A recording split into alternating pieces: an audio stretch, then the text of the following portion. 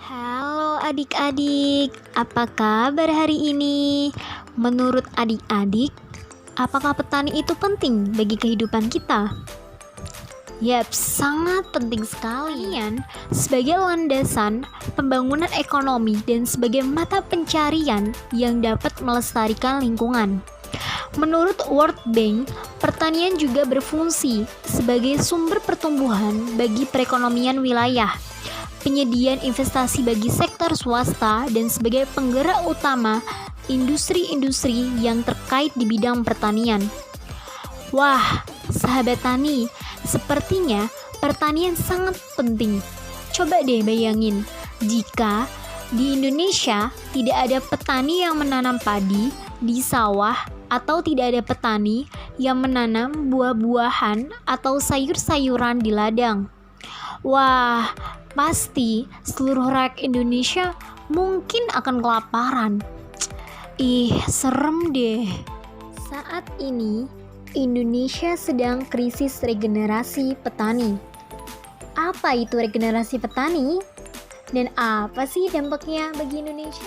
Krisis regenerasi petani adalah kondisi tidak adanya penerus petani dari petani yang sudah tua ke generasi muda.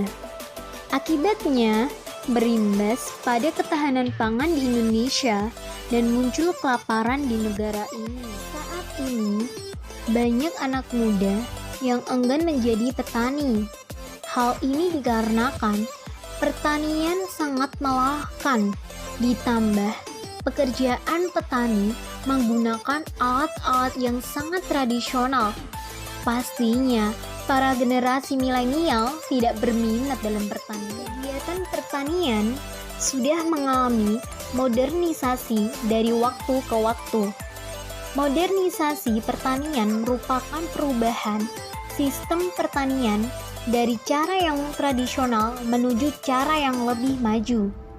Di Indonesia sendiri sudah dikenal beberapa alat pertanian yang canggih seperti transplanter. Transplanter berfungsi sebagai penanaman padi secara tepat dan cepat. Sistemnya, petani tidak perlu mengukur jarak untuk menanam. Selanjutnya, ada Indo Combine Harvester. Teknologi ini dapat memudahkan petani dalam melakukan panen, mulai dari pemotongan, pengangkutan, perontokan, pembersihan, sortasi, hingga pengarungan beras. Hal ini membantu petani dalam efisiensi waktu dan tenaga. Sudah canggih sekali pertanian di Indonesia.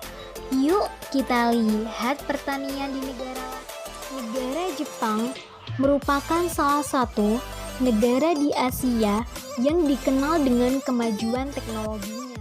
Seperti lahan diubah menjadi pusat teknologi dengan bantuan kecerdasan buatan, Internet of Things, dan pengetahuan tercanggih. Contohnya yaitu traktor robot yang mampu membantu berbagai tahapan pertanian, mulai dari pembenihan sampai pemanenan berbagai tanaman.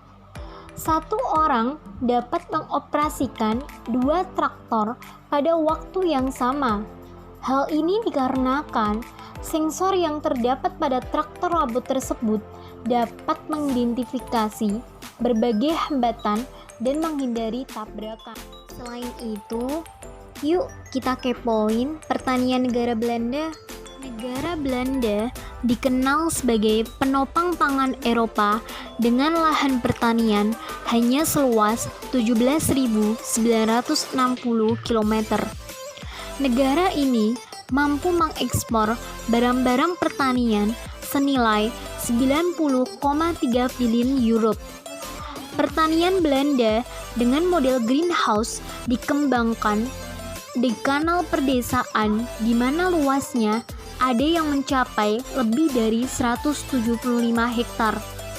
Oleh karena itu, lebih dari setengah luas daratan di Belanda digunakan untuk pertanian dan hortikultura.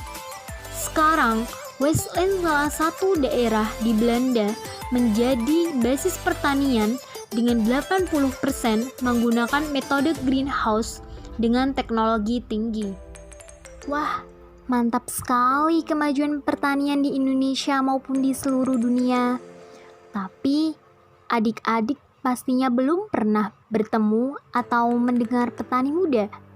Yuk, kita lihat ada apa dengan petani muda.